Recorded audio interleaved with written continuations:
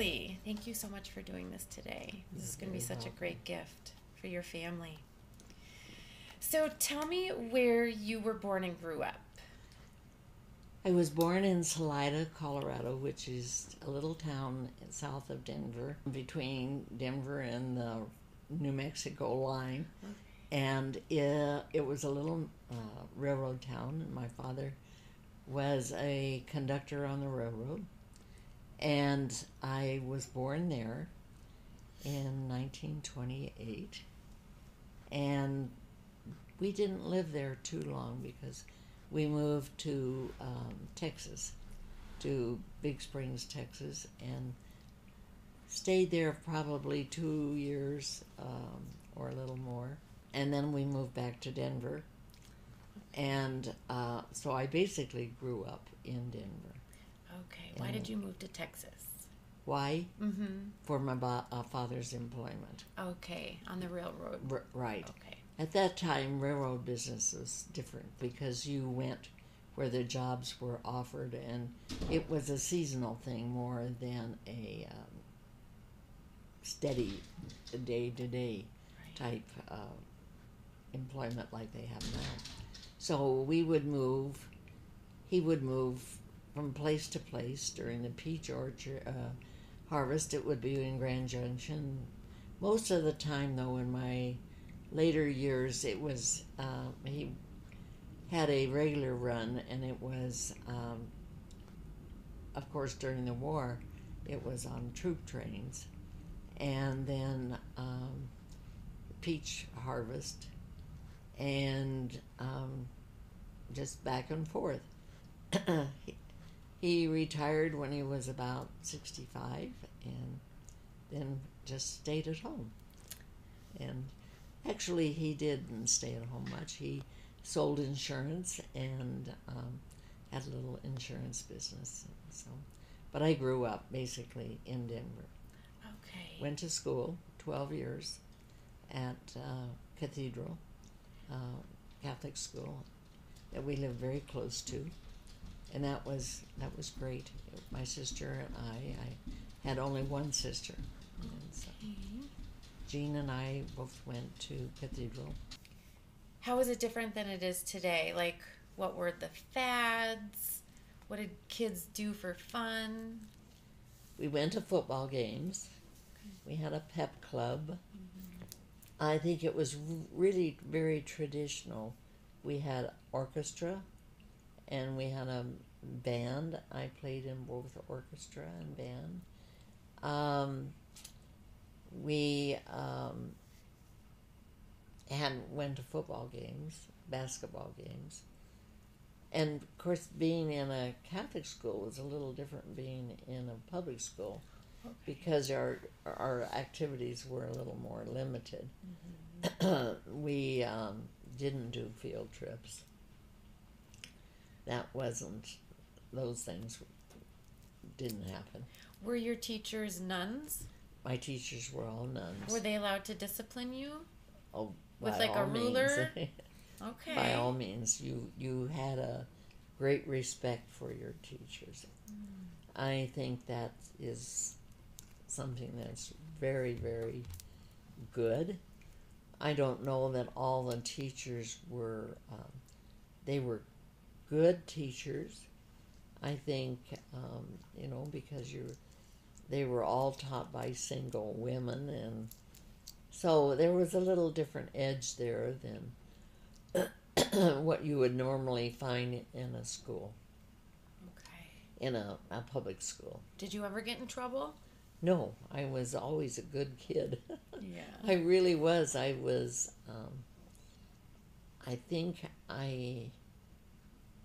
don't think I was president of the student body. When I did run for student body, but I didn't. I think I was secretary or something like that. You kind of moved your level down or something like that. And I was secretary. I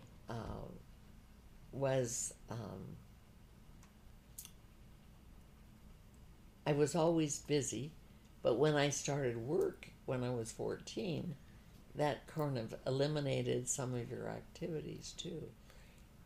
But at that time, you had your Saturdays and Sundays free, particularly Sunday. Well, we always went to church. That was just a given. And then, like I said, we would go to movies with my mom and my sister and I. But I think they didn't have a lot of extracurricular clubs or anything.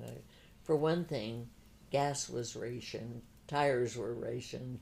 You didn't have, the war wasn't over until 1946. So all of my high school and elementary school were during the war years. Okay. So you had ration stamps, and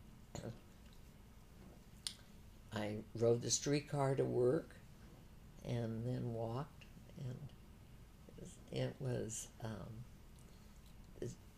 downtown. We didn't live too far from downtown, but it wouldn't have made any difference because you walked anyway, because of the war conditions. Right. Was it dangerous to be walking alone when you were that age? I never felt.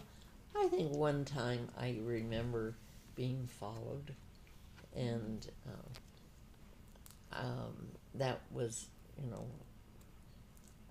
of course we didn't have cell phones, and my mom just had I had gotten off a streetcar, had come home from school from Boulder, and that was later. It was in about 46 or 47, and some man got off when I did, and I knew there was something wrong, and so. But my mom kind of had that feeling that she should come up and meet the streetcar line, which is about 2.5 blocks from my house. Okay. So. Wow, you both had that feeling.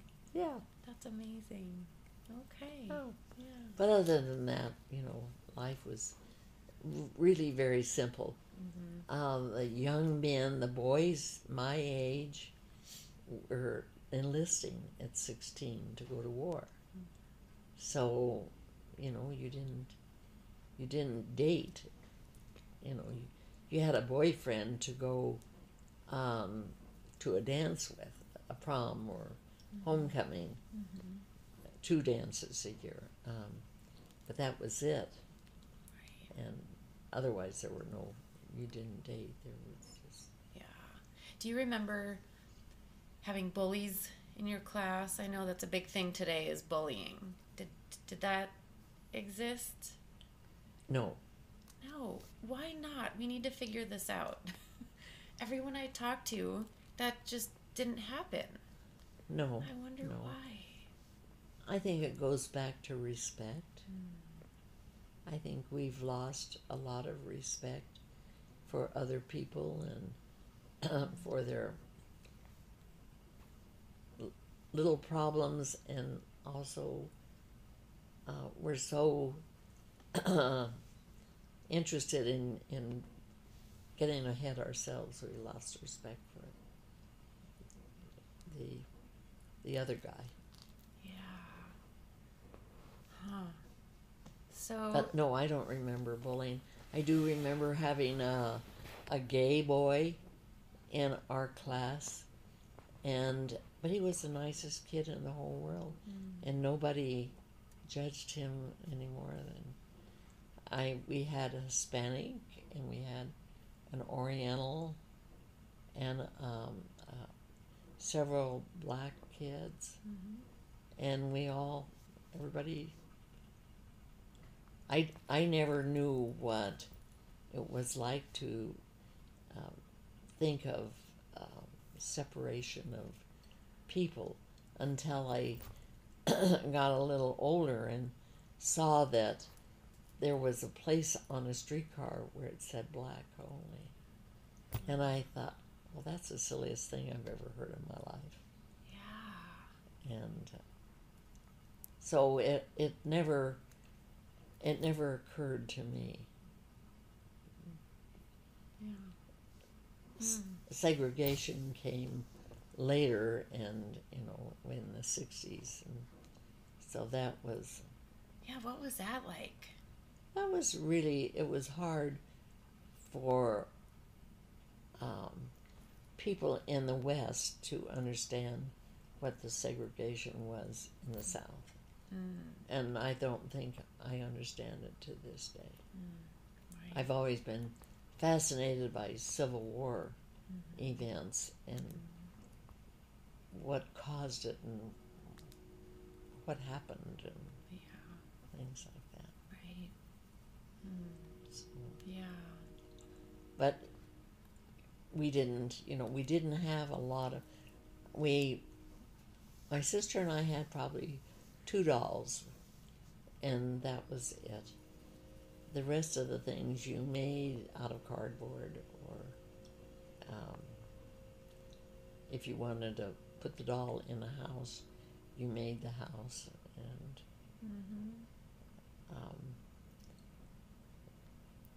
and like it was kick the can and dodgeball and game sports that you played mostly. Right. And do you remember a favorite gift you got for Christmas? I know Christmas morning was probably very different then than it is today for kids with I only all the remember gifts. one gift that I had, and that was a rubber doll.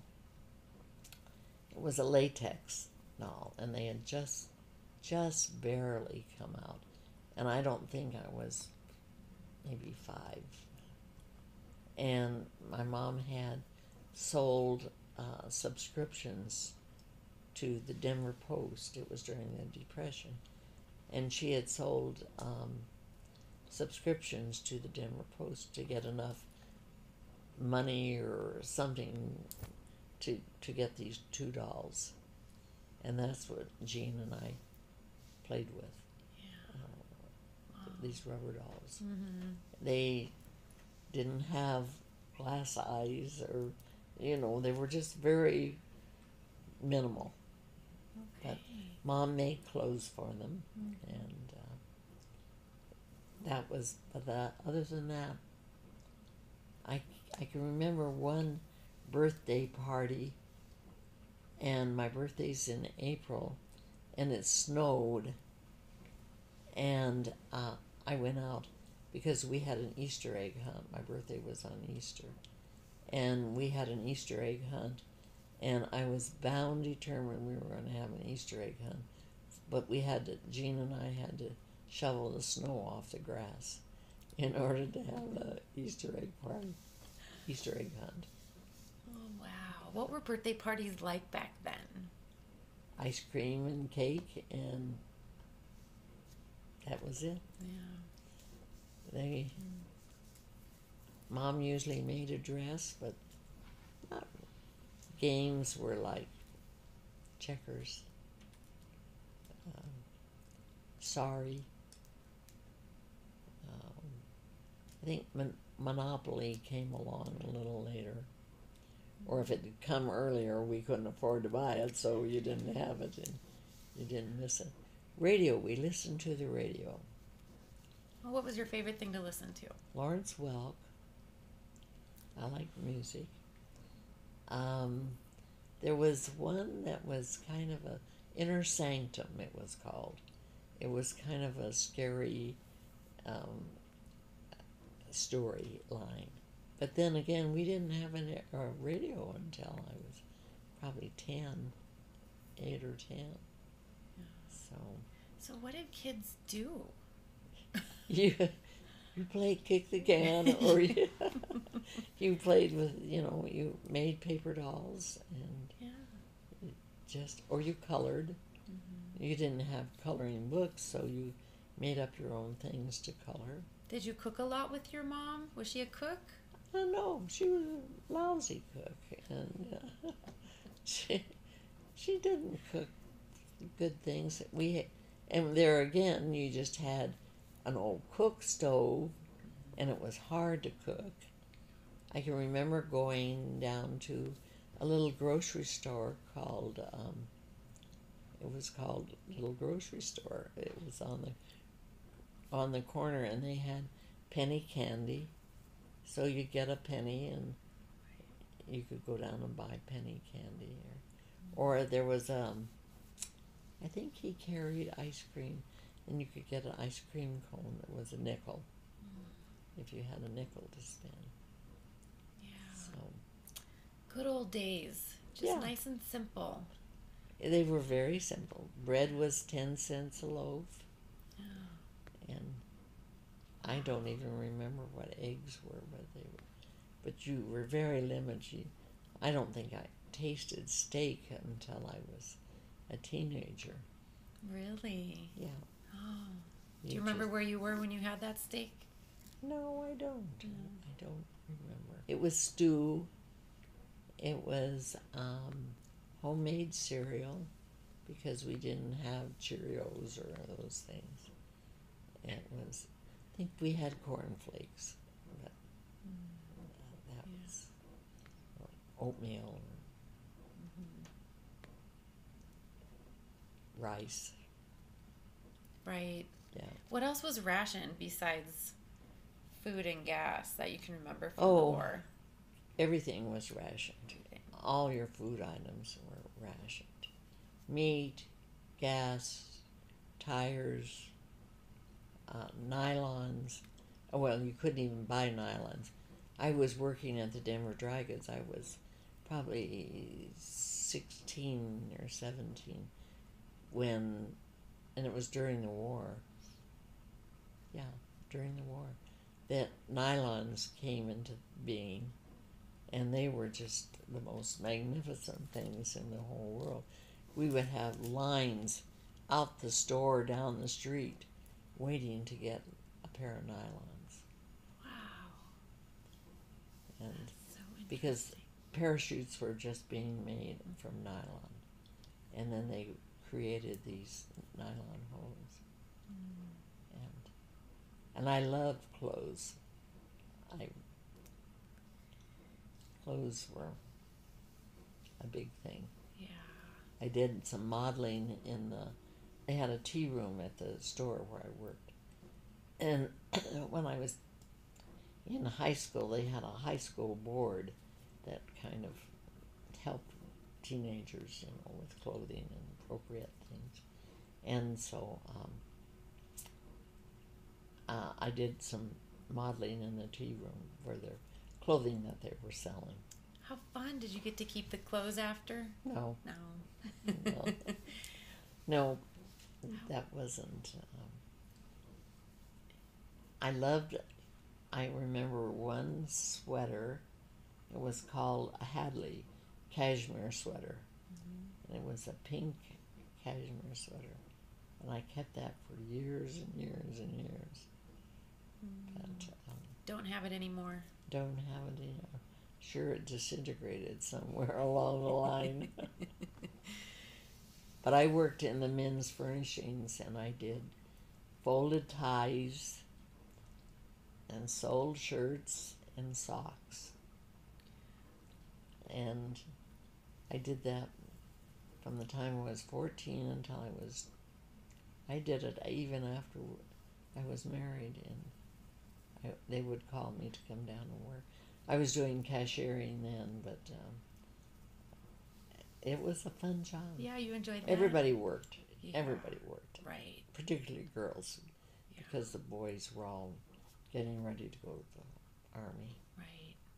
So who watched your kids when you worked as a mother? As a mother, actually, I didn't work as a mother. Oh, okay. At all. Okay. I didn't work. You were home. Nice. I worked on the farm. Mm-hmm. I drove a tractor or drove a truck. Anything that had to be done, I worked. When Lee was milking, he would be out milking the cows, and I would get the kids to bed and go out and sit with him with one of the babies on my lap and watch him milk cows. And then sometimes I'd go feed them silage or grain or something. Farm work was a companionship. Mm-hmm. Most all farm women did things alongside their husband, whether it was hoeing or just driving a tractor or simple things. We had pigs and chickens, cows, some sheep later, and half of the responsibility of a woman on a farm was feeding those animals too. And did you have those animals for food? Yeah. Yeah. Yeah. We never lacked for food. No.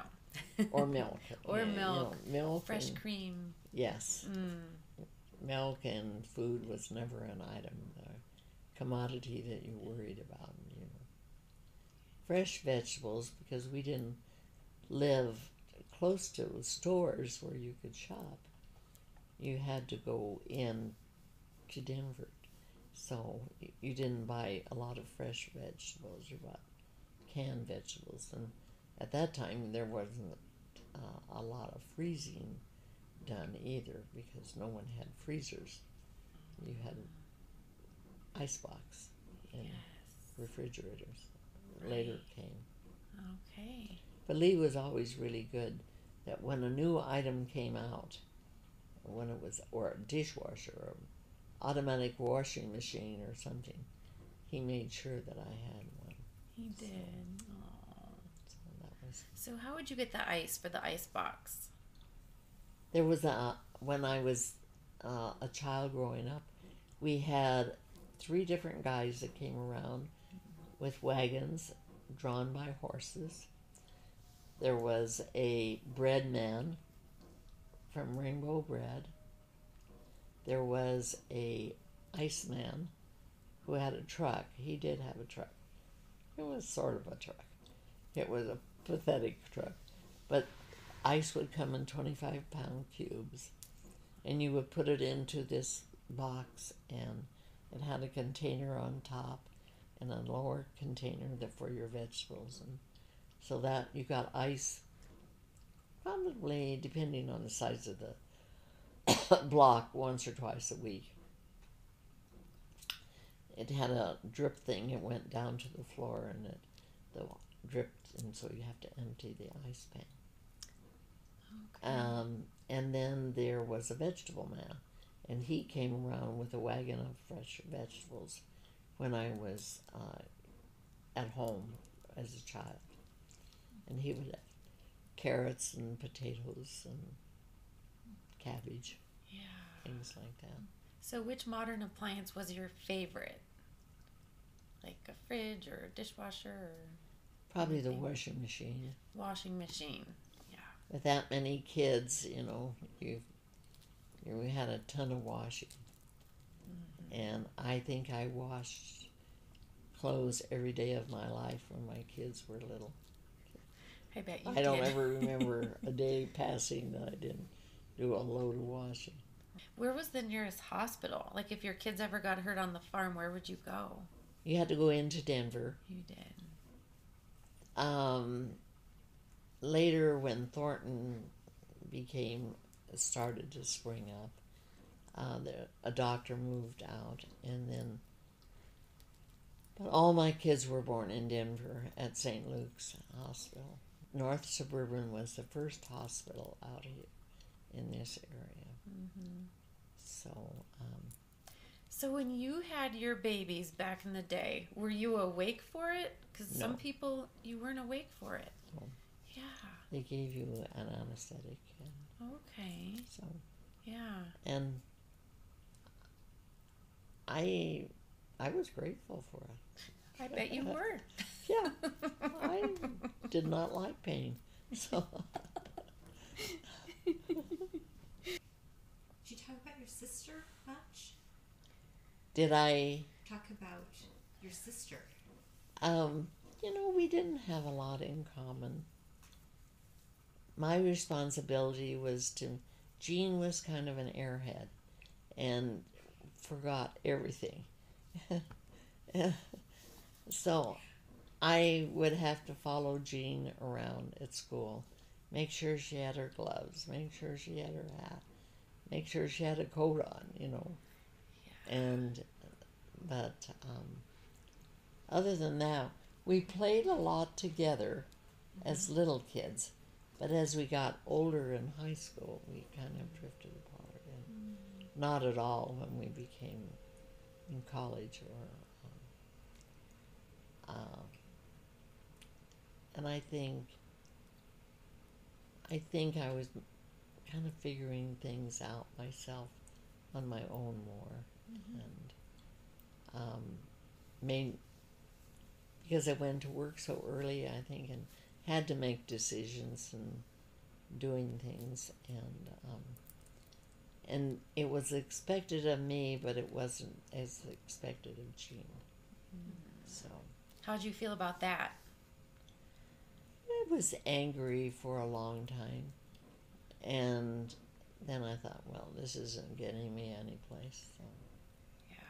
then I thought how blessed I was, and for my husband, for our life, although it wasn't abundant, but it was so fun. It was fun. We had fun with our kids. Yeah, what things would you do with your kids for fun? We went to the mountains. We drove over to Glenwood. Lee was on the board of directors for Union REA, which is rural electric. So we had a pickup, and we brought a camper, and we would go on camping trips, and we would go to dam sites where they were creating electricity and generation plants, and that was our vacation. The boys used to say we saw every dam and Right. Dam, I think it was. Oh, that's But funny. we did have fun. I mean, it was mostly, they weren't exciting. I mean, we did do picnics, a lot of picnics.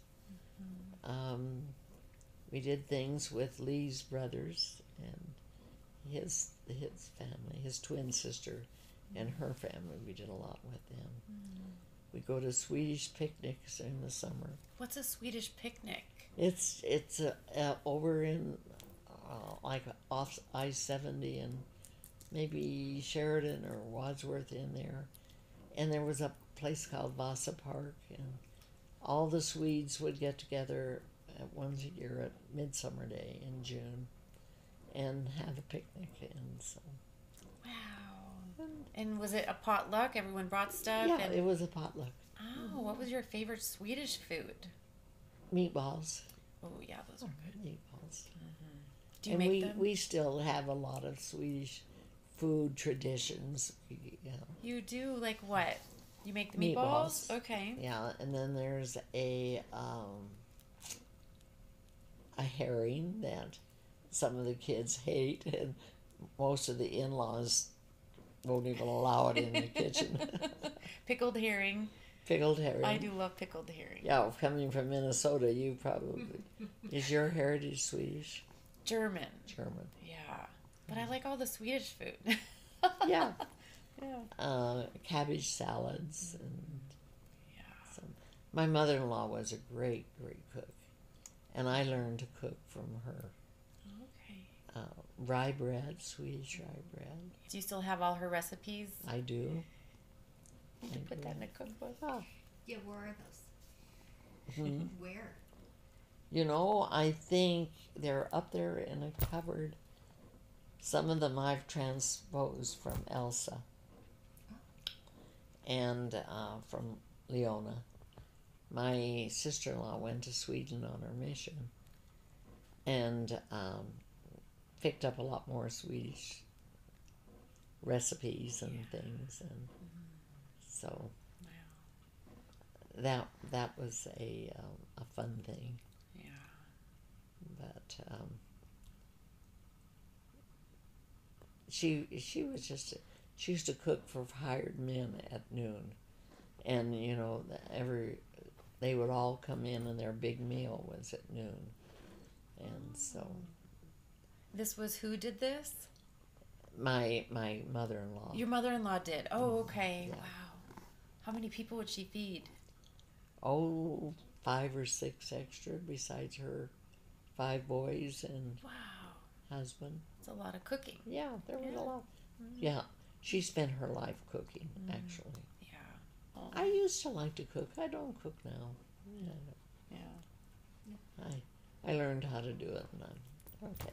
Right. Yeah. And for one person, it's probably not No, as exciting. it's just overrated. Yes. How was your family affected by the Depression? That's when my dad did a lot of traveling for the railroad. When it was a slow season, he would do painting of houses. So everyone lived meagerly. My mother was a beautiful seamstress, and she made clothes for everyone. She also had a little business where she made dolls, rag dolls. That was before latex and all these American Girl, Madame Alexander, and so Mom made dolls, and Jean and I would help paint the faces or stuff them with kapok, and it was fun. Yeah. It was a little job, and yet it became a hobby and something that had to be done too. Right. Do you still have any of those dolls? I don't. Oh. Too many years ago. Yeah. And they, fabric has a duration, and unless it's taken care of, I don't. Right. But my mom did wonderful, beautiful sewing, Right. Oh. and I didn't inherit one stitch. Oh. So do you have anything she sewed? Yes, I have some Afghans that she made. She later lost her sight and had macular deterioration, and so she lost her sight and would have to innovate her sewing. So she would do, most of it was crocheting, and but she made Afghans, and then she made, I think I have one quilt, and I may have given that with when the kids came along and they all started to have their own homes. I sort of gave them the things that Mom had made, and so That's so nice. I think Lisa has some. I don't know about Linnea. Yeah. So. Okay. So your sister, what was her name again? My youngest sister is my sister was Jean. Jean. Okay. Yeah. So how would you describe your childhood? Happy, because I enjoyed school, and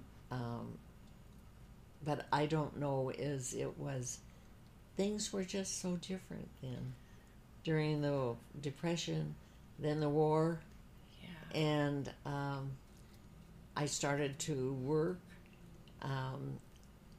when I was 14 as a cashier at one of the department stores in Denver. So Okay. we didn't have a car, and it was not a frivolous life at all, Right. but it was a happy life. Yeah. I don't think we ever grew up realizing how poor we were, Right. but it was a good life. Yeah. And I think I'm very grateful to my parents for providing the education that they did for me, Right. because I know that it was a hardship on them, because we had to pay tuition. It was very you minimal, did. but it was still tuition, and $2 was a lot of money then. Yes. Oh, so school was not free. No, Oh, okay. it was tuition. Yeah. And but it was it was a really good education. Right. I'm very grateful for my education, Right. for the values that I learned, and I guess mostly to my mom for giving us the opportunity to take music lessons. I took piano and clarinet, and my sister did the violin and piano. So Okay. we almost felt privileged, but Yes. we weren't. Oh, definitely right. You just didn't know. No, That just goes to show you don't need things to be happy. no, Yeah. no. No. Just need your parents to love you, right? That's right. Yeah. My dad wasn't around a lot because he was working on the railroad, different places and different times, Yeah. and everyone worked.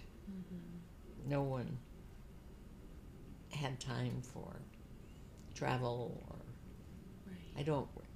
I only remember few vacations that we ever took. Where did you go on those vacations? Always on the train. We went to Chicago. We went to a lot of train rides to Grand Junction and to Glenwood Springs. I love Glenwood to this day, I think, because of the happy memories over there. Right. And we also went to Seattle, Washington, and through the Canadian Rockies, and I think we went also to British Columbia, Victoria. But they were all wonderful vacations, but they were all taken by train. Right. Okay. Was your father driving the train, conducting the train? No, he went as a passenger. Okay. Okay. No, Yeah. he would take time off. So, how would you describe your parents' personalities? My dad was rather quiet, extremely quiet. He had a fun sense of humor, but his work ethics were very dominant. It was work, work, work. And of course, it was, like I say now, I realize what a struggle it was for them. So that was his more important goal, was work. And I probably say the same about my mother. My mother grew up in a family where my grandfather was killed when she was 18 months old.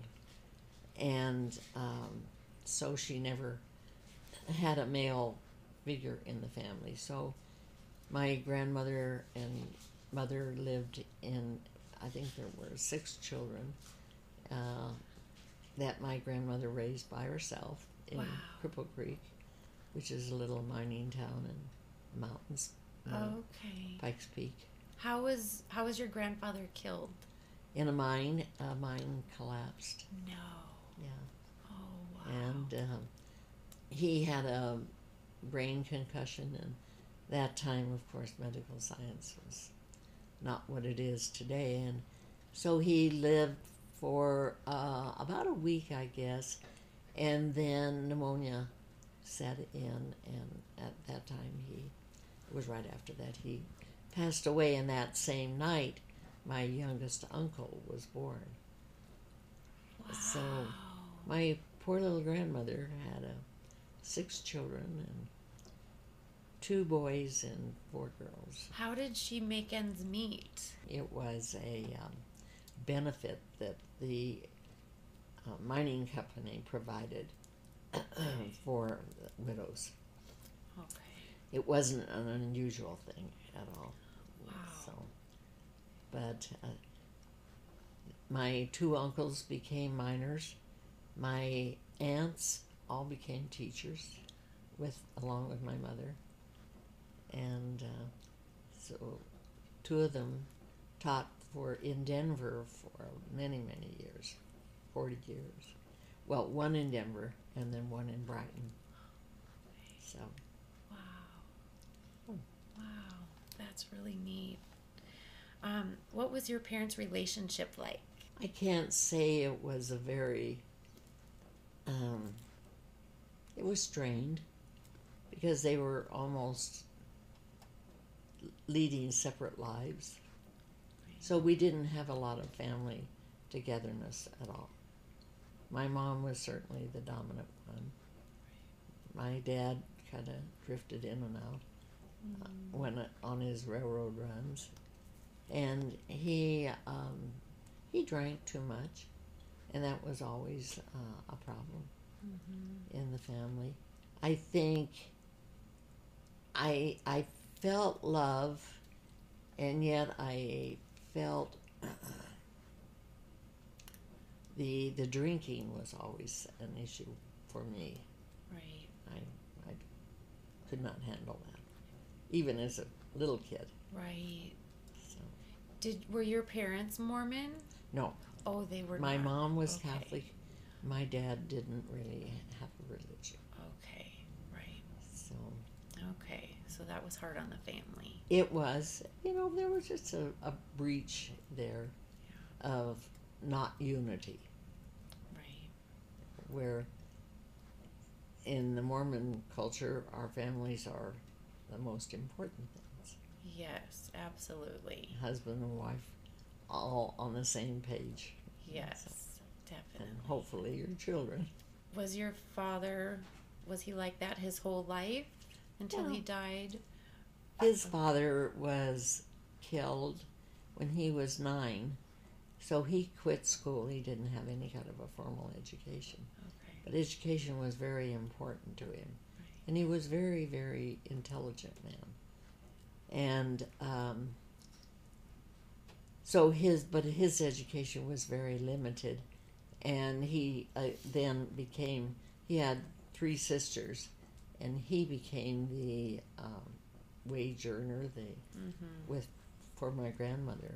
Okay. And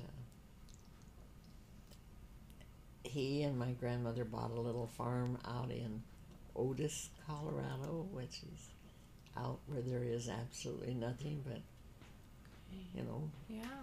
And what did they do out there? Did they they farm? farmed. Yeah. What did they farm? It was probably dryland wheat. It wasn't irrigated, so I think it was dryland wheat. Okay. And then later on, I think he sold the farm, didn't sell the farm until probably about 1950, and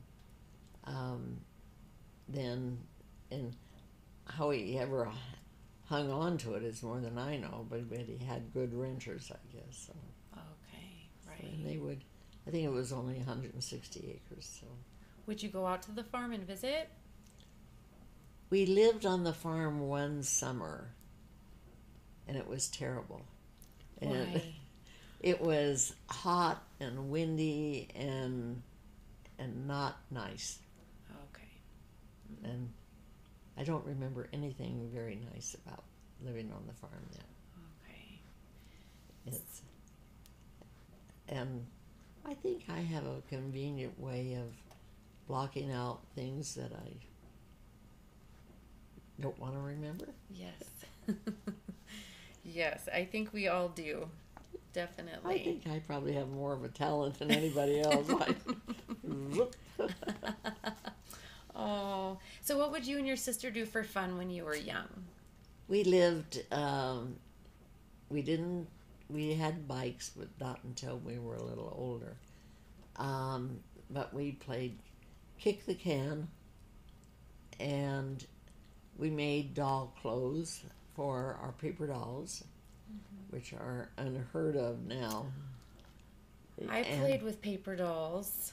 Yeah. But yeah, you don't hear of them at all anymore. No. It's kind of You had sad. all kinds of paper dolls. And they were great. Yeah. On Sunday afternoon, Mom would take us to a movie, and I don't remember a lot of the movies. They were always in black and white, and they were pretty bad.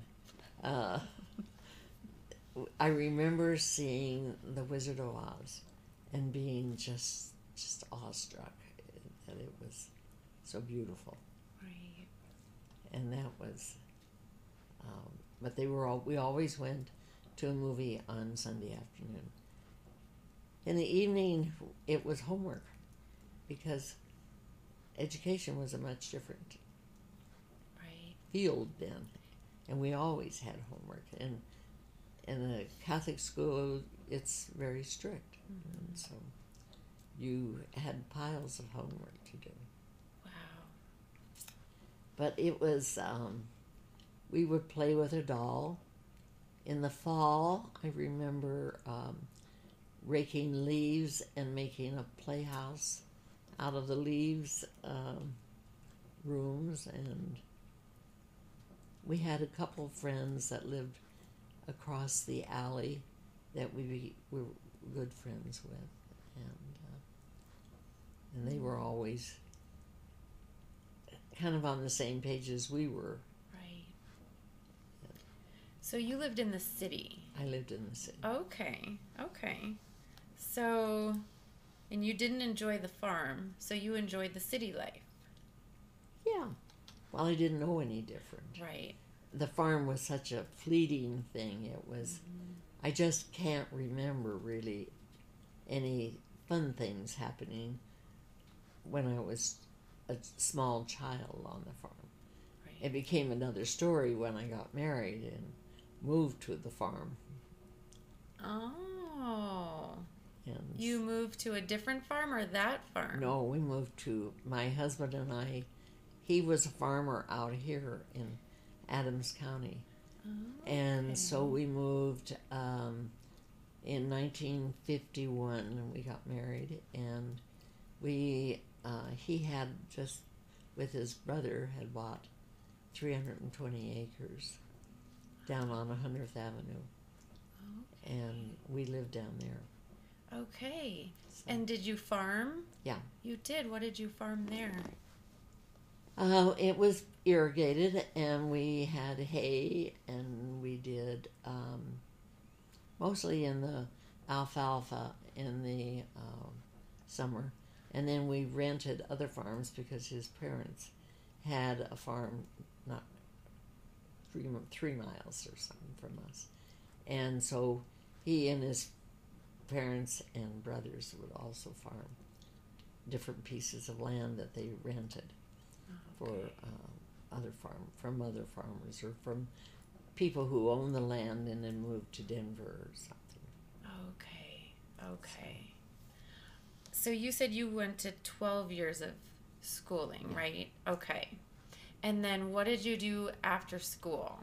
When I graduated, I graduated in 1946 and went to CU and spent 4 years up there and graduated with a degree in education and a minor in sociology and psychology.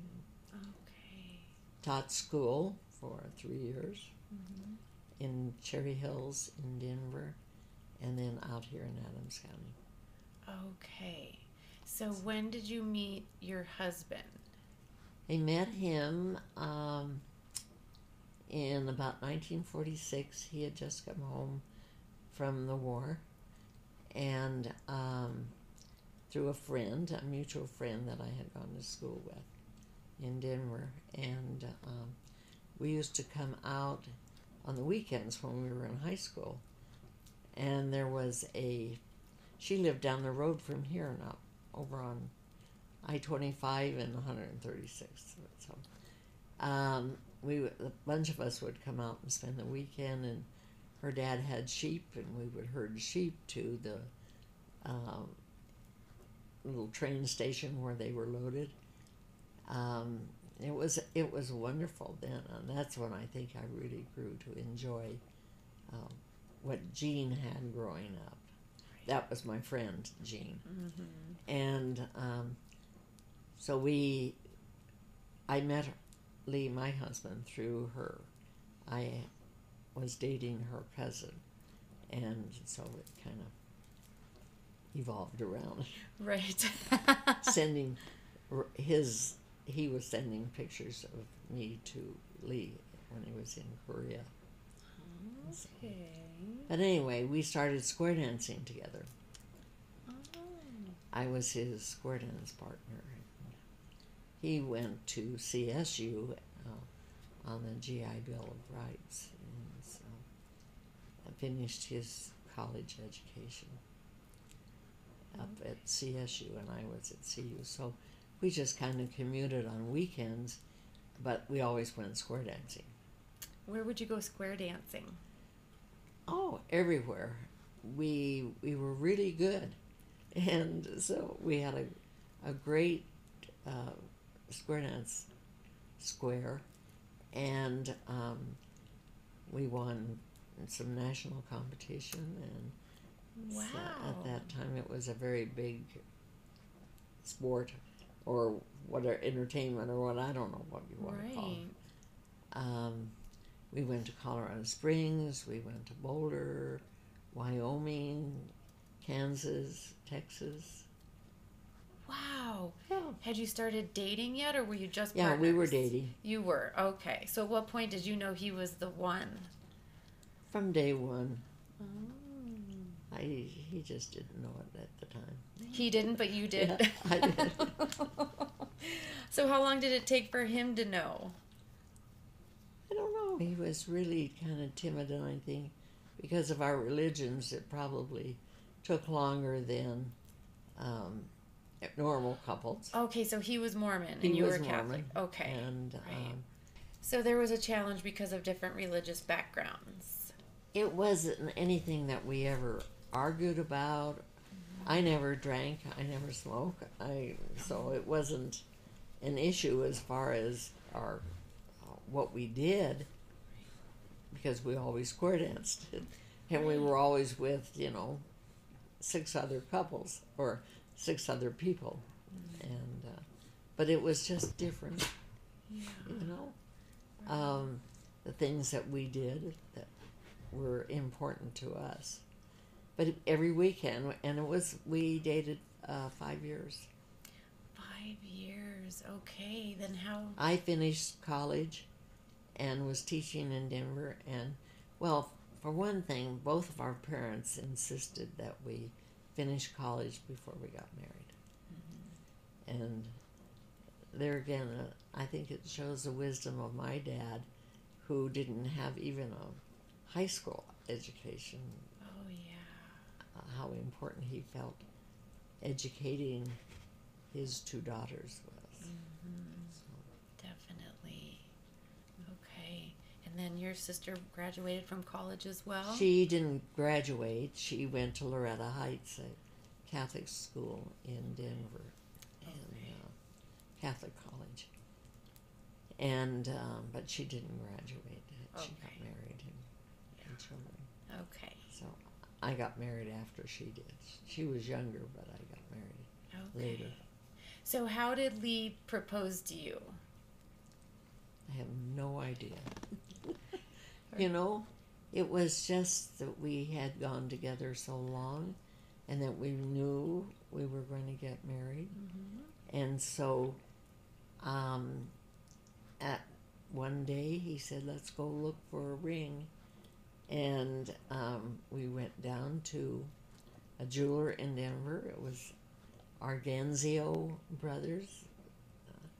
And we bought a diamond, and that was it.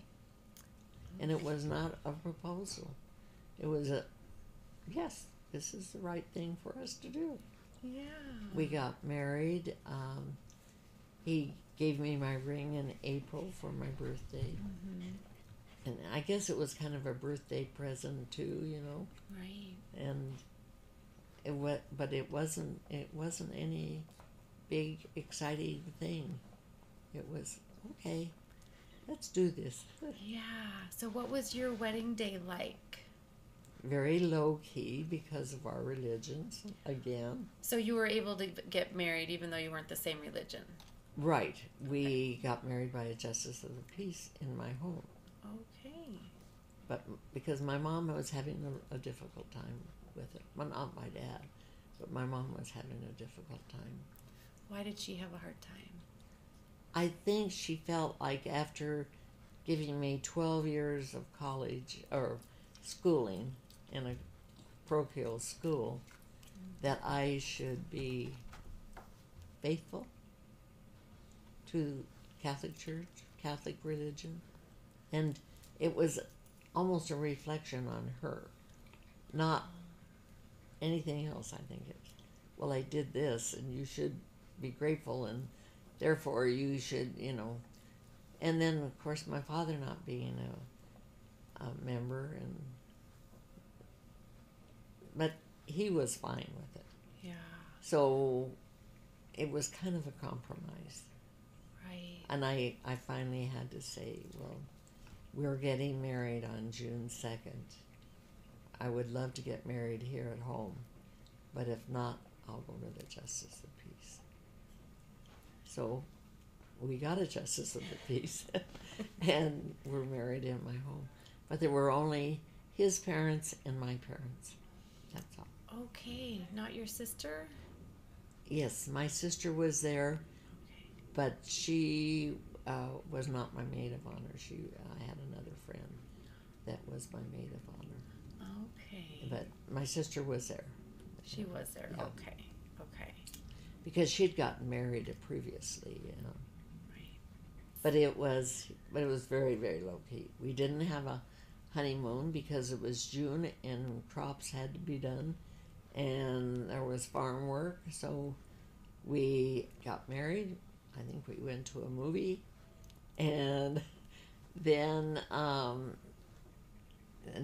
it was on a Saturday, and the next day we went to church, his church.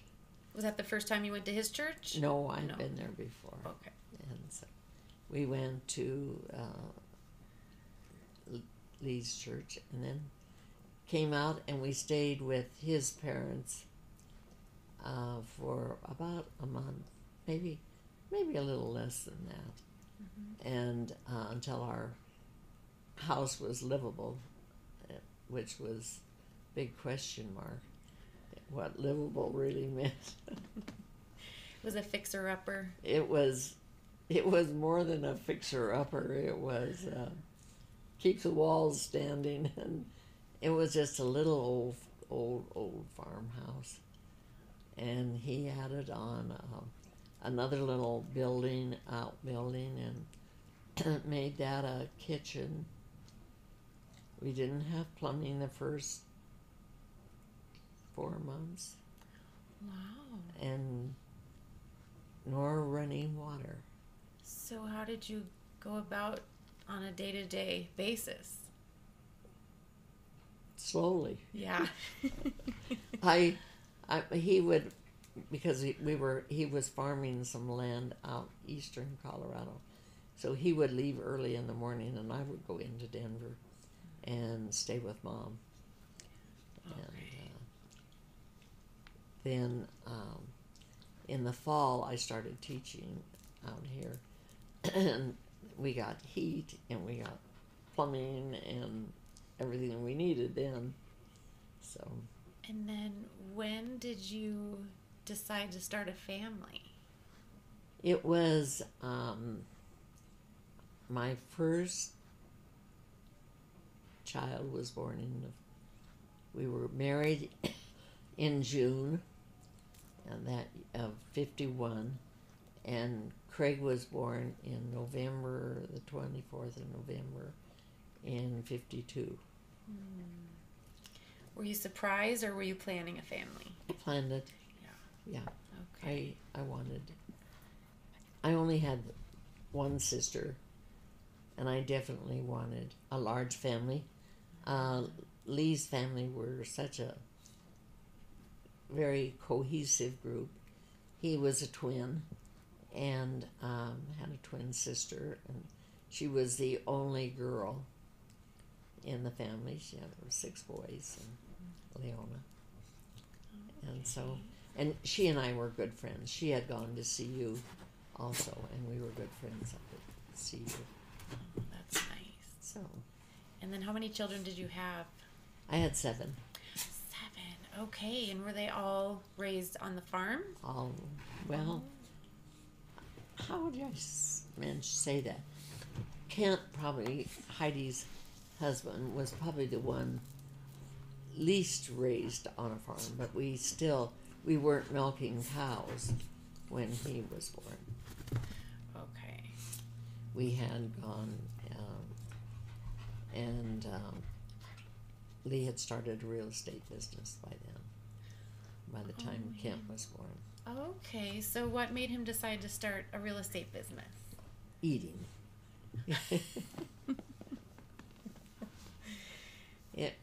We thought it was a necessary item, raising 7 children and 5 boys.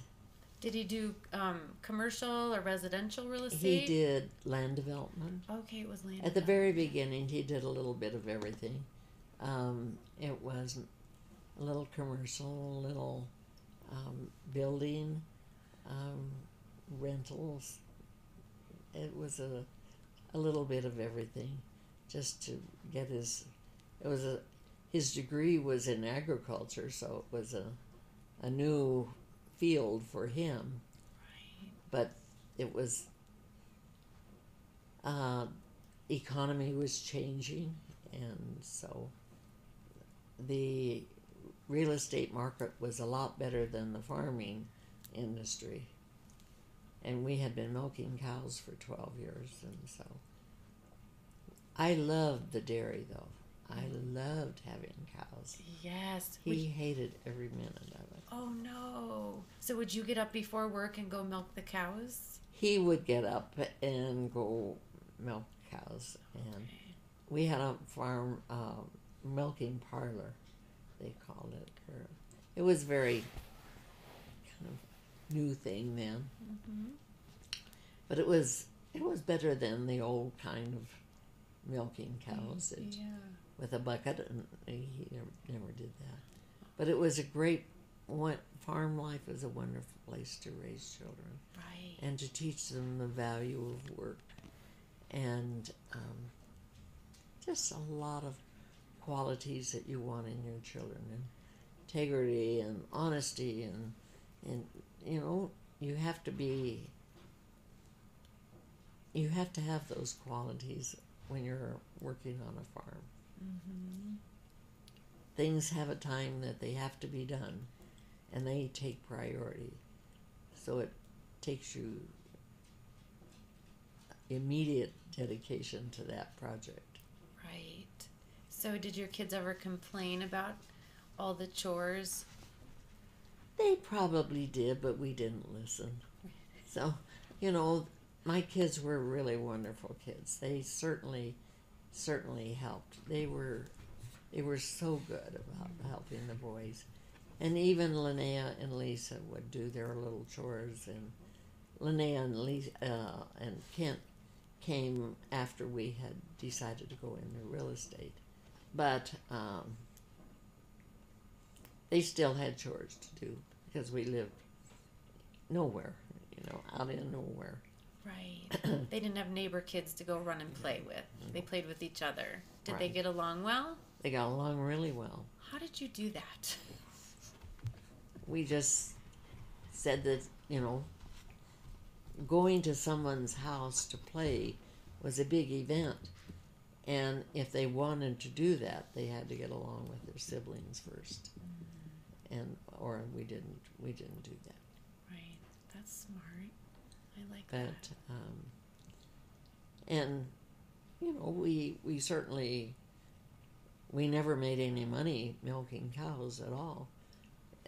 We were always doing the wrong thing at the wrong time. I mean, we grew our crop to feed them, and we should have been buying. When we were buying, we should have been growing. So, when we weren't getting ahead at all. So there was, but I don't think my kids realized that they too were poor, because my mom and dad helped my kids a lot. Mother made the girls' clothes, and the boys some of the boys' pants or shirts, and it was. But things they weren't as complicated as they are now. We had no TV, we had no cell phones, we had no diversions. They learned to drive a truck, and that was their big thing. That was the greatest thing in the world. When they were 6 years old, they could go out and drive. Right? Yeah. Wow. I bet 6-year-olds today would rather drive a truck than be on an iPad. It would be nice to try that. Wouldn't it? Oh, I would And love I'm to try probably, that. there are probably areas where they do that. Yeah. But I'm grateful for the time that my kids grew up.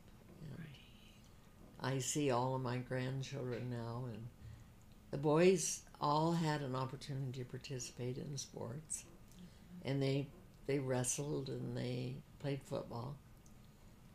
But summer times were a time of work and not play. We didn't have any. If they went swimming, it was in a pond. And so it was not child neglect, but it was something that wasn't, they weren't privileged either. Right. Okay. So how do you think growing up on the farm shaped who they are today? I think it made them who they are today. I think they're good, honest people who work hard, who cherish their families, and it makes me a little crazy when I see some of the discipline that they use, but you know, it's another life. It's another lifetime. Right. So how is the discipline different? I think we had rules. I think there's a lot of permissiveness. I at least think all of my grandchildren are very privileged to have the parents they have. For one thing. I think the other thing is that maybe they don't know what a struggle is. So I don't know how appreciative they really are of small things. Right. You know, going on a picnic was a big thing. Having fireworks was just, we never had fireworks. My dad would bring home a thing that they called fusee, and it was a thing, you lit it and you stuck it in a tree or in the ground and then sparks fell. And it was, and now I see my kids, you know, the money they spend, or they used to spend, it's harder now. They've replaced that with fireworks at a stadium, you know. Right. So do you have any advice to people nowadays on how they could help their children appreciate things more? Just don't give them too much. I think it's important that they learn to value of work. I think work should be valued. And I think you should do things that you love to do as far as work is concerned. I don't think you should rely on artificial means to be happy. I think. Where do you think true happiness comes from? I think gratefulness. I think appreciation of how that got to be. I think, and not relying on other people. I think you can only be happy if you decide you want to be happy. And I think everyone has an opportunity to be dejected, despondent, you know, sad, but I think, or bored. I think boredom is a worse issue in life than anything else. I don't think, if you're bored, you should maybe spend 10 minutes and feel sorry for yourself and then go do something worthwhile. Right. Right. Create projects. Do something. Yeah, kids aren't bored anymore. They just get on technology. Well, self-pity is part of, you know, being entertained. You don't children don't need to be entertained every moment. Mm-mm. And I don't think my mom or dad were ever bored in their life. I don't think I've ever been bored. I keep way too many projects going, which is probably to my fault that I never get one job completely done. Right. What kind of projects do you like to work on? Oh, I like to decorate. I like to. Make quilts. I like to. Right now, I'm kind of drawing some things that my sister and I had, and a couple aunts, really good artists. So I had a little bit of that somewhere, and so I like to draw things. I like to read. I don't like to be consumed with reading, and I like to garden. I can just go on and on and on. I like to travel. Okay. Where do you like to travel to? Oh, we've been all over the world. You have. Do you have a favorite place you've been? I have favorite places, but they're different for different reasons. Mm-hmm. It is, I love England. I love it for the historical value. Not that all countries don't have. We have wonderful friends that we've traveled with, and we've been to Russia and the Orient, Australia. Do you still go places far No. away? I've been there and done that. Mm-hmm. Got a T-shirt, and I'm ready to Stay closer to home. Yeah. Well, I just can't do things on my own, and it's hard when you have to rely on someone else to, and I don't want to. I've been there. You go do your things now and enjoy. Right. Oh. And there's so much to enjoy. Yes, there definitely is. Yeah. Wow. So how long were you in this house? Were you ever in this house with your kids, or did you move from the farm to this house? No, we had Clay and Scott, Lisa and Clark. Well, actually, we only had one married child when we moved in this house.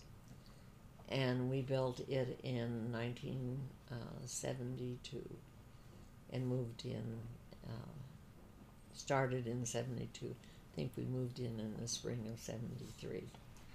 And so Lisa, the four actually older kids were all in college then, or on missions. The boys were on missions, and the girls, Lisa was in college. Linnea and Kent were at home. Okay. They went to elementary school here. Okay. And so you stopped the farm life and then went more we with had owned the farm, and then it was when Lee was developing land, and so he sold off different parcels of the land to different builders, and they started their. Sometimes people will ask me, don't you hate to see all the growth around you? And yes, I do, kinda. That's why I have land out here around me. But at the time, we also like to eat, so that was our source of livelihood, and educating our kids. And so you did what you had to do. Mm-hmm. So is the business still in the family? Yes. It is. Wow. Do all the kids work All the kids work in one office, with the exception of my oldest son, who's kind of retired, semi-retired, and lives in Denver now. The rest of the boys are all in the office, and as well as two son-in-laws. And then I have 4 grandchildren that are in the business. Okay. And they're all in the office. So when their sons come home from college, or their son-in-laws come home, they kind of find a place for them. Right. And so everyone doesn't do their own thing. They all kind of have their own little niche. A couple of them do things together, and Right. so Yeah. That's wonderful. they've been very successful. Yeah. Very Wow. successful. That must have made your husband proud that he built this company, and then his family all work there. I think I'm proud of them. I'm prouder, perhaps more, of the people that they've become. They're good leaders, as well as hard workers. Yeah. And so they're active in church, they're active in education field for their kids, they're active in civic things, the Board of Education. Mm-hmm. Lee was a very interesting man. He was kind of an entrepreneur before the word became an actual word, I think.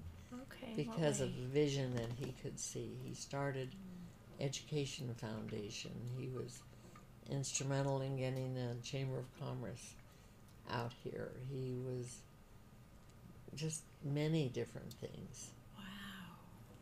And yeah. He did but- have vision. yeah, Wow. he had lots of vision. Yeah. What else did he do? So sometimes I would almost shake my head and think, what are you doing? Right. Do you know what you're doing?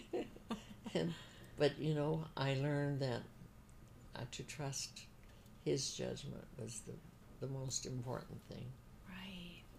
Wow. So it sounds like you've learned a lot from him as well.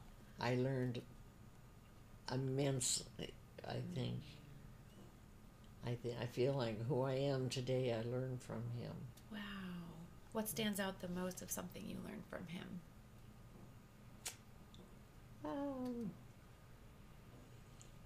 Probably integrity, maybe being unconditional, trying to be unconditional, and when I deal with my kids, have they, they've all had struggles doing some things, but I hope that I have left them with the knowledge that they're always loved. I may not like them all the time, but I love them. Right. Mm-hmm. So, yeah. and I guess in being hopeful that if they don't learn the lessons that I want them to learn right now, that they will learn later and appreciate. I think appreciation too. I think Lee was so appreciative for everything. Yeah. Little things. Mm-hmm. And he left a great heritage among many, many people who knew him. People that, when at his funeral, that I had no knowledge of. People's lives he touched. Yeah. Wow. How long has he been gone? 5 years in January. 5 years. Okay. Okay. So how did you get through that hard time? I think through my faith and my knowledge that I will be able to be with him again, and that the things that I learn here, I will carry with me and will only help me in the eternities. And I think that is the greatest thing. I learned that if I was to be at all happy or be able to be around people, that I had to be a positive person, a more positive person, or attempt to be. You're not always positive, but that's all right. You have that right, but just don't dwell on it. Yeah. I think dwelling on the negative is such a downer. Yes, it can consume your life. Yeah. So what are holidays like around here? Holidays are a little maddening. We love Christmas. We love almost every holiday. Yeah. What's Christmas like? Does everyone come here? Christmas Eve, we all come here.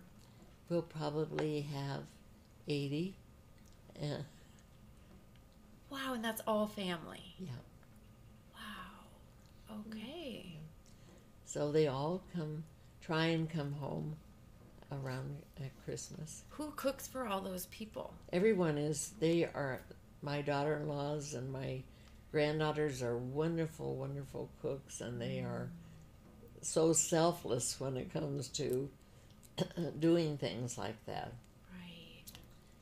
They just do everything, and they're amazing.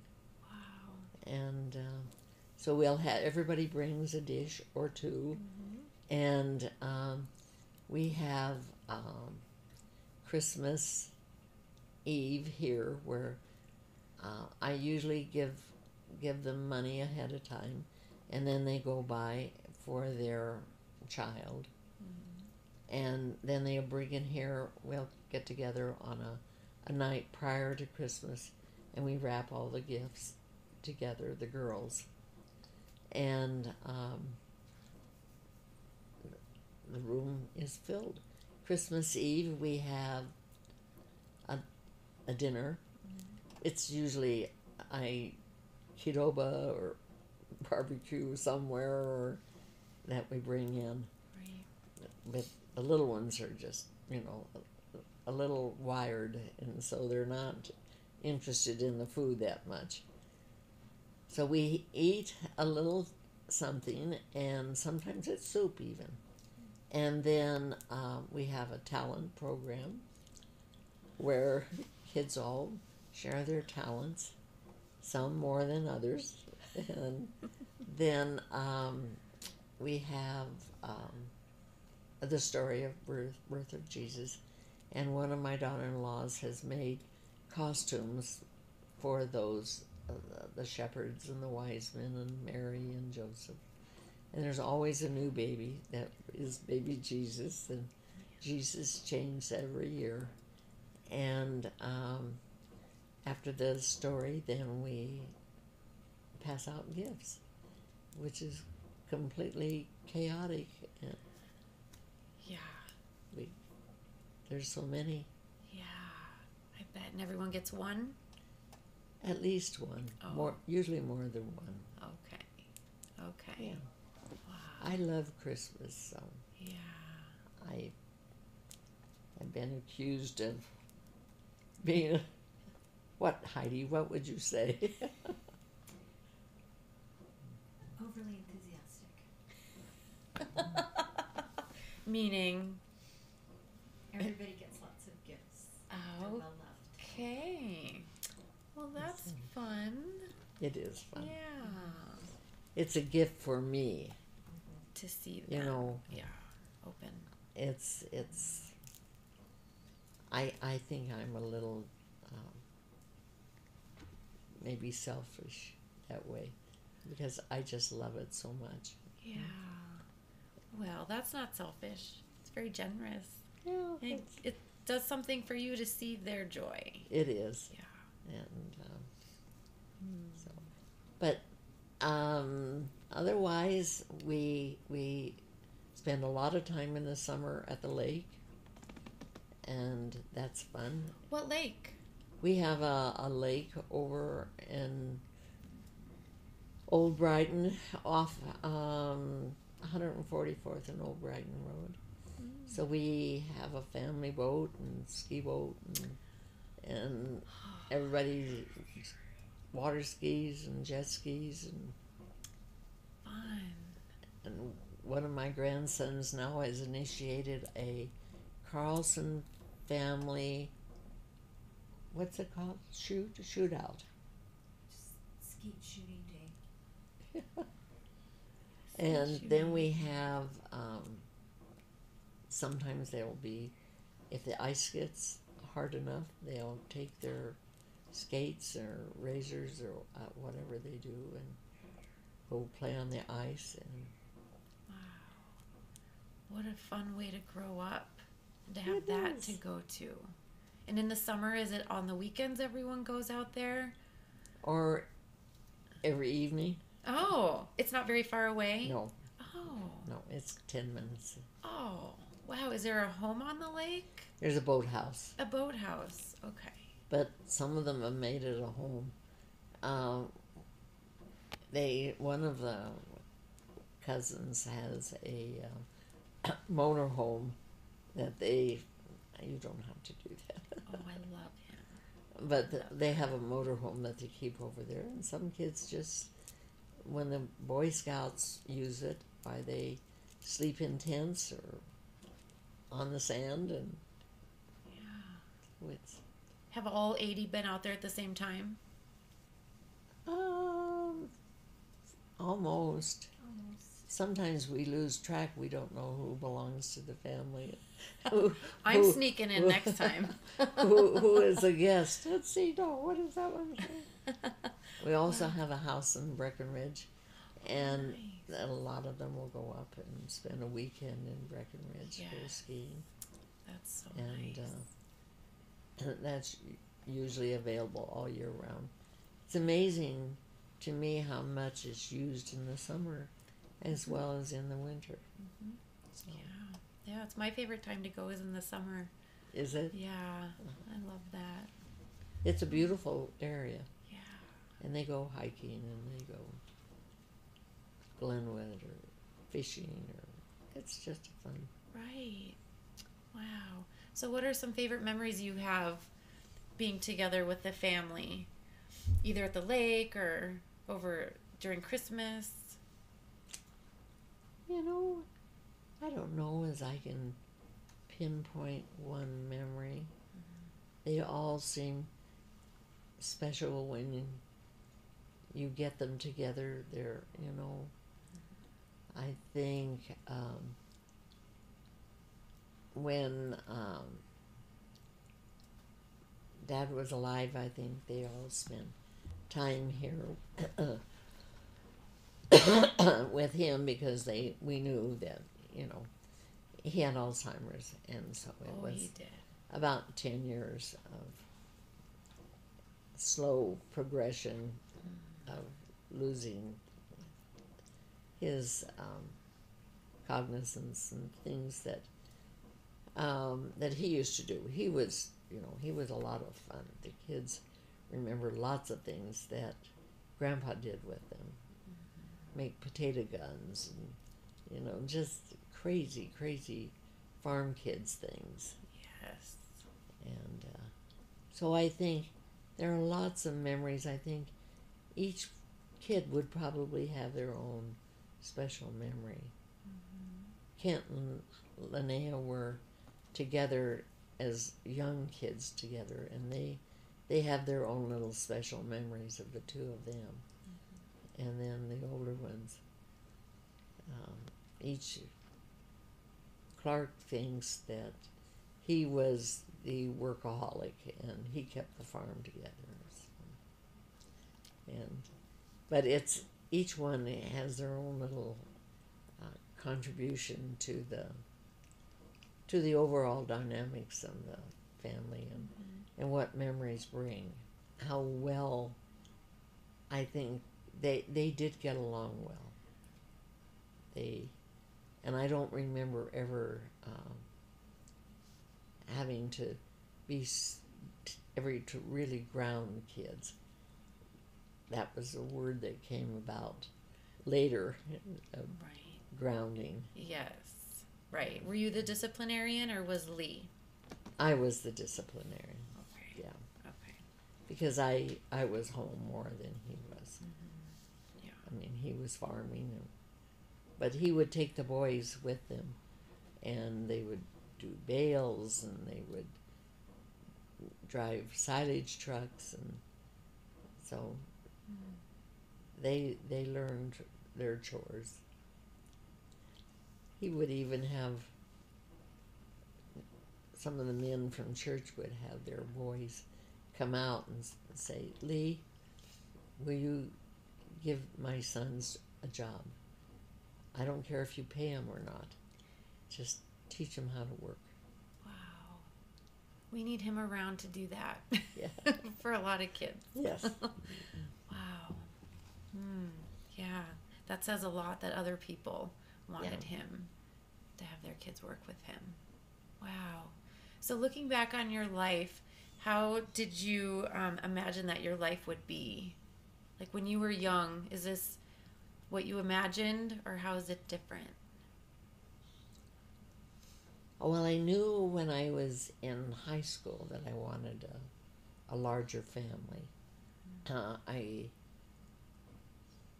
I don't know that I really planned how my family would be raised. I think I don't think I ever planned as a teenager to marry a farmer. I think a lot of people, when I was in college, were very surprised that that Lee was the person for me. Yeah. Because of just our difference in backgrounds. Mm-hmm. And I had worked at the Denver Dry Goods, and then I did, lots of work in customer service and things. Yeah, tell me about your job that you had for 30 years with the young women. Oh, at Family Services. Mm-hmm. It was first as a calling from the church to work as a volunteer. And so I thought, oh, that's great, I can do that. I like to work with teenagers and everything. And then as I became involved, there was such a need for that type of counseling for.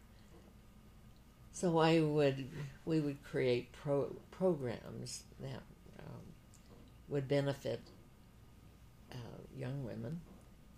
Well, not young women, because we had women all ages.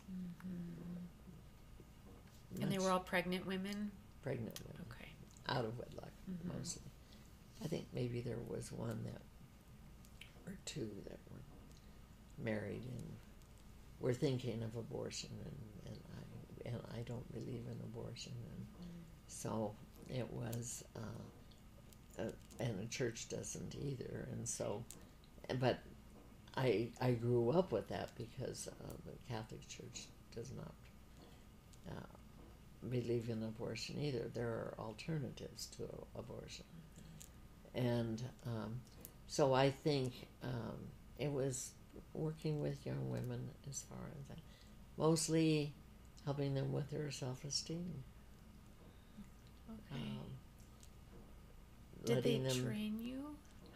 Did they train you how to work with them? Well, I think with some of the background I had in college with psychology and sociology, I think it was just kind of a natural thing. It was your calling. It was my calling. Yeah. Wow. So what's the, I guess, most rewarding memory you have from that time, those 30 years helping all those women? Makes me teary. I know. Me too. Happiness. I think of seeing young women know that they were doing the right things. And then on the other side of that token was seeing adoptive families receive those babies into their home, and knowing that those young women were very choice women. I couldn't do what they did. Right. I could, and they did the most selfless thing that anyone could possibly do. It was the ultimate gift. Right. And were they mostly local adoptions in Colorado? In everywhere, Utah, it was Arizona, everywhere. yeah. Okay, was it within your church or? It was within the church. Within the church. Wow, what a special program. Yeah.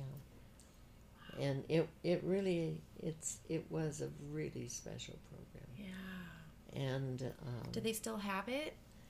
They have the adoption laws have become, because you're working under state of laws as well as your church guidelines.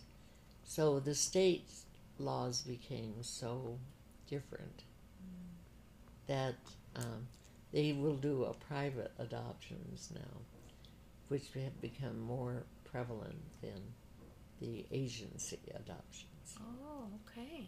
So I think my own personal thing is that I wish they did have a facility like this. But the world has become so progressive, they think. Right. You know. Yeah. It became a very, very much of a legal matter, which rather than to be a very personal, it became legal. Right. And lawsuits being filed and everything, you know. Then babies would have, some babies would be born with fetal alcohol syndrome, and they, you know, the agency can only do what the girl has told them, advice that she has given them, what she wants for her child, but Right. it became, you know, something monetarily important for some families. Right. Yeah. But there are many, many very beautiful stories that came from that program. What's one of the most beautiful you can remember? You know, I probably can't. Yeah. Many beautiful stories. Yes, I understand. Yeah. We have several adopted girls, kids in our family, and I think they are all our gift to our family. Right. Yeah. They're all different, but we have. How many do we have, Heidi? 3 or 4, and. Was it through that program? Yes, more or less. Very nice. Yeah. Wow. But they've all been they've been positive. Yeah. So Nice. they belong to our family. Right. They were meant to be here. Yeah. Yeah. Oh. So if you could change one thing in the world right now, what would it be? I know that's a big question. There's probably many things. Yeah, probably. I think I dislike the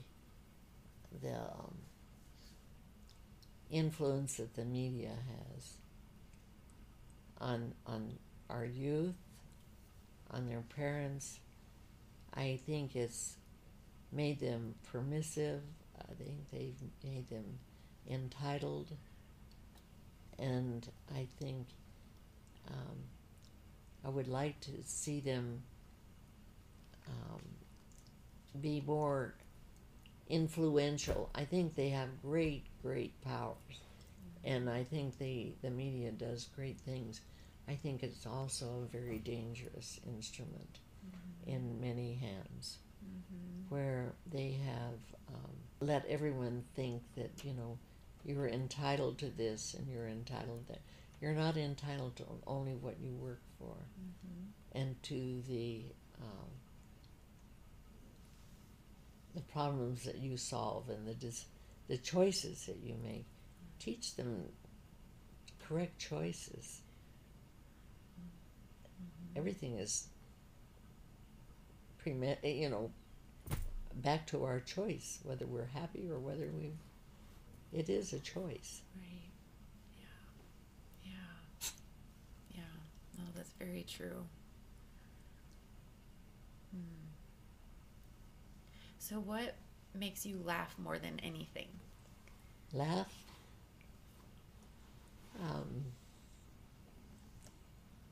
I love the sense of humor that my kids have. And I think being with them in a family situation and hearing them share memories and probably laugh and cry. But I think there are so many things that they remember that I don't, that their camaraderie, I think, watching the babies come to the world. We have 4 new babies coming in the first of the year, Wow. the new year. Oh. And so I want to be around for those 4 babies. And so Yeah. that's Something to look forward to. that will make 69 great grandchildren. 69 great grandchildren? Oh my goodness. And then how many grandchildren do you have? 33. Wow. Oh, I love that. Everyone needs to experience seeing you all together. That just sounds so wonderful. It is. Wow. Love big And they are all families.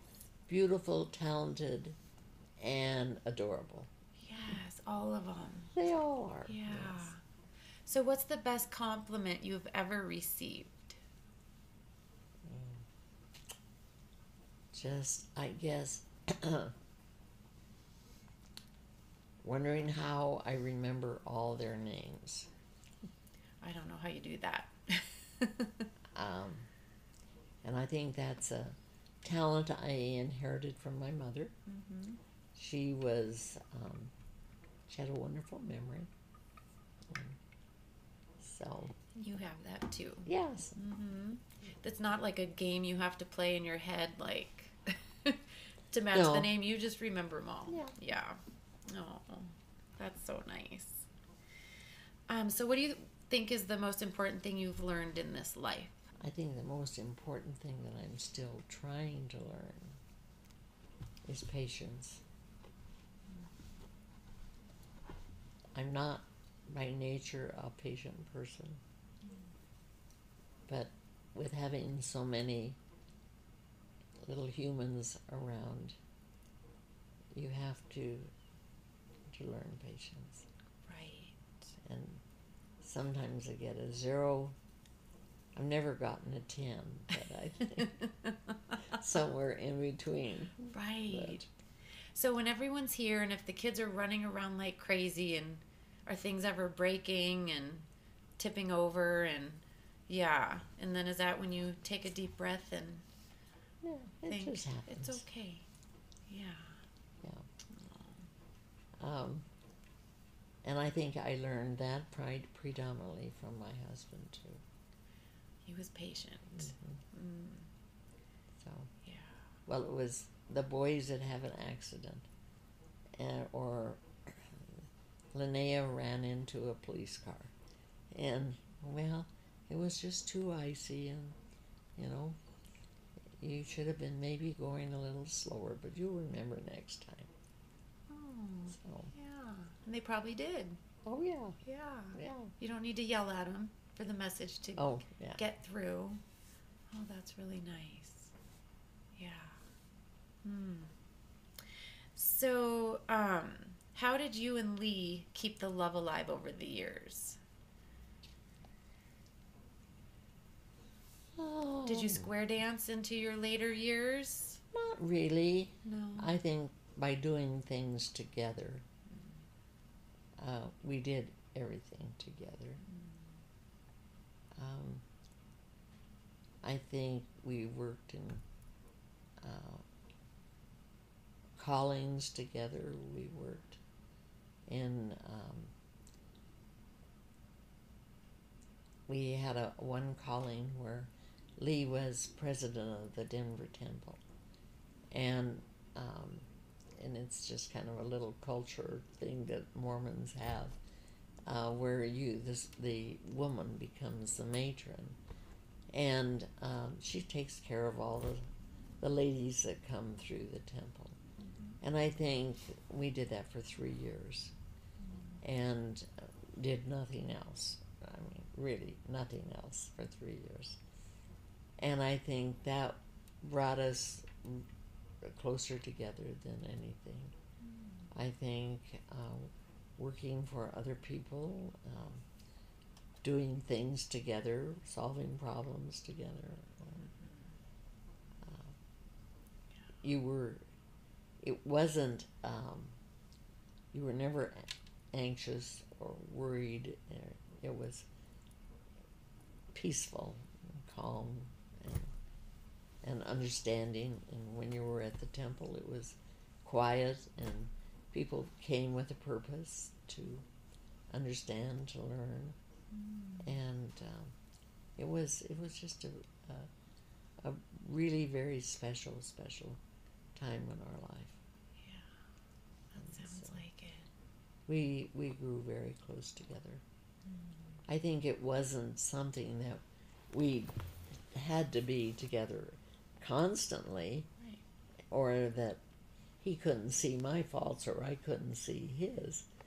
But it's things that it was an understanding and a peace. And like, okay, we can do this forever. Right. It felt right. Yeah. Yeah. So, what's a message that you have for your grandchildren and great-grandchildren? Any wisdom or advice for them?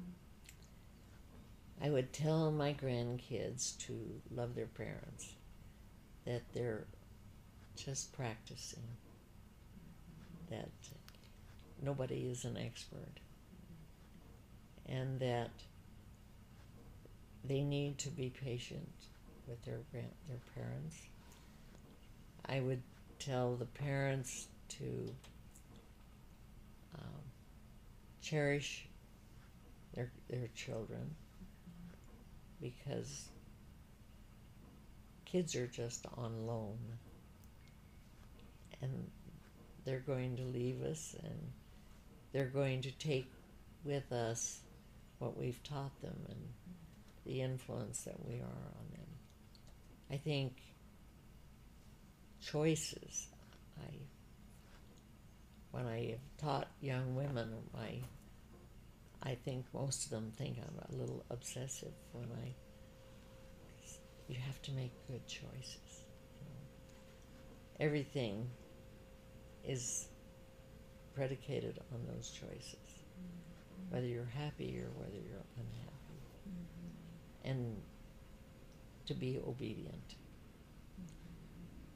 not just to the laws of the land, but be obedient to yourself, to your Heavenly Father who gave you this life and allowed you to come and learn but I think obedience. Be a good person. Right. Yeah. I noticed that there was a thing on TV. Some young men had started a t-shirt business, and on a t-shirt the logo was "Be a good person." And I thought, what an excellent message that is, Right. for two young men to be that aware of necessity, and I think the world has forgotten the need that we respect one another, and everybody's not the same, so you have to love unconditionally. Right, right, right. That can be challenging. It's a work in progress. We don't want to do that. Yeah. Oh, that's neat. So what did you love the most about Lee? Oh my goodness, he was such an amazing person that there wouldn't be one thing.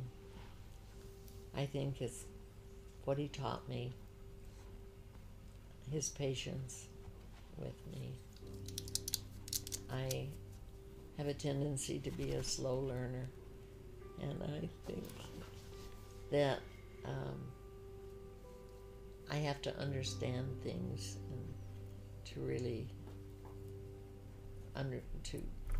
to make a goal to move ahead. But I think his patience was probably the greatest gift that I could have ever received. And there again, to many others. Yeah, definitely. So how do you want to be remembered? Patiently. That you mastered it. Yeah, that I still a work in progress. I guess that I was a good person. Just that and I think that I tried. That none of us are perfect. None of us has reached perfection in this life, and that I've tried. Yeah. So, and that I do love them. Absolutely. They're the most important things in my life.